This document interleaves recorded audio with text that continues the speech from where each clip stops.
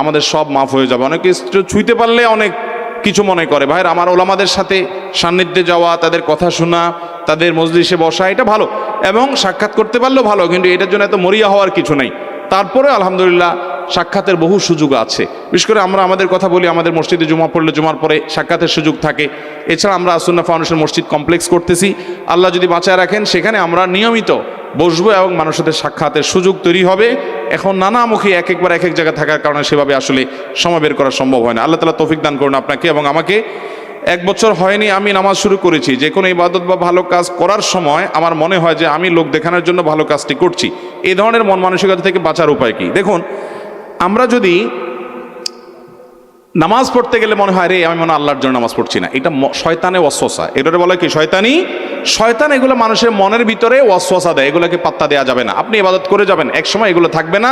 শয়তানের ওয়াসওয়াসা, কুমন্ত্রণা, পাত্তা না দেওয়াই হলো এর প্রধান ঔষধ। আপনি পাত্তা দিবেন না, দেখবেন আপনার একসময় এগুলো ঠিক হয়ে গেছে এবং আপনি আল্লাহর জন্য করছেন, এটাই যথেষ্ট। শয়তানের ওয়াসওয়াসার দিকে পাত্তা দিবেন না। ফরজ নামাজের পর সুন্নতে মুআক্কাদা থাকলে সেই নামাজ তাড়াতাড়ি পড়া নাকি ওয়াজিব? তাহলে জিকির তসবিহ কখন পড়ব?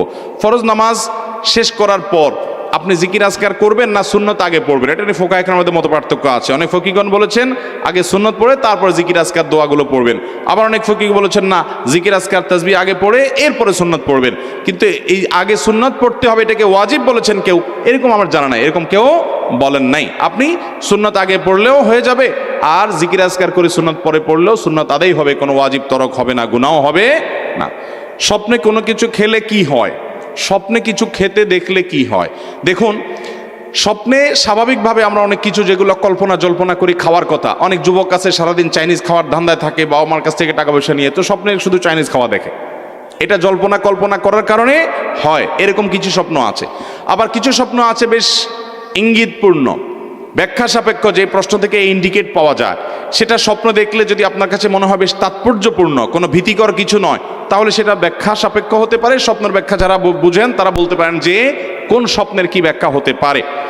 আবার অনেক সময় দেখা যায় কিছু খাবার আছে অস্বাভাবিক, নোংরা কোনো খাবার খাচ্ছেন আপনি, ময়লা খাচ্ছেন, অথবা কোনো কিছু খাচ্ছেন কিন্তু আপনার কষ্ট হচ্ছে, ঘুম থেকে ওঠার পর মুখ দেখা যায় তিতা, অথবা আপনার তিতা অনেক সময় অন্য কারণেও হতে পারে, গ্যাস্ট্রিক বা অন্য কোনো কারণে হতে পারে। আবার অনেক সময় দেখা যায় যে স্বপ্নে এরকম কিছু খাচ্ছেন যেটা বিদঘুটে টাইপ।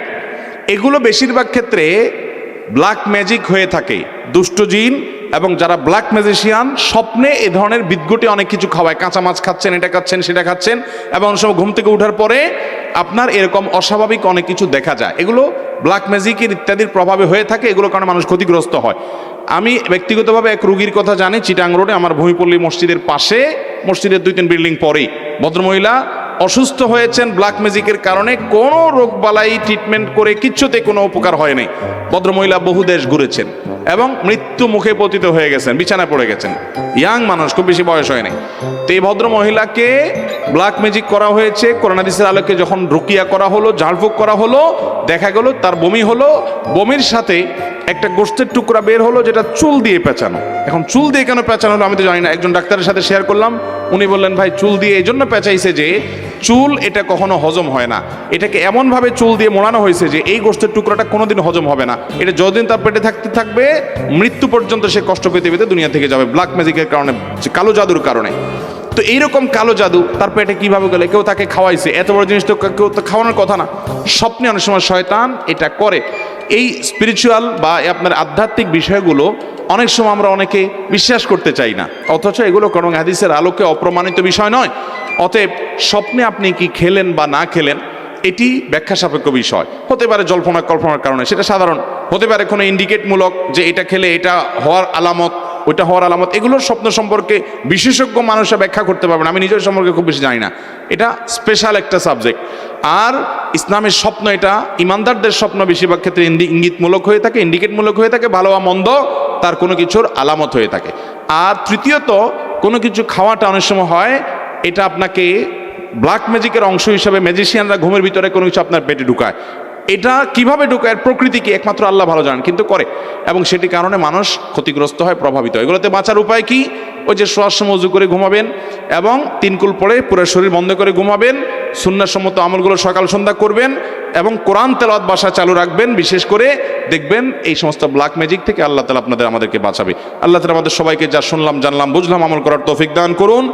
জাযাকুমুল্লাহু খায়রা ওয়া আখিরু দাওয়ানা আনিল হামদুলিল্লাহি রাব্বিল আলামিন।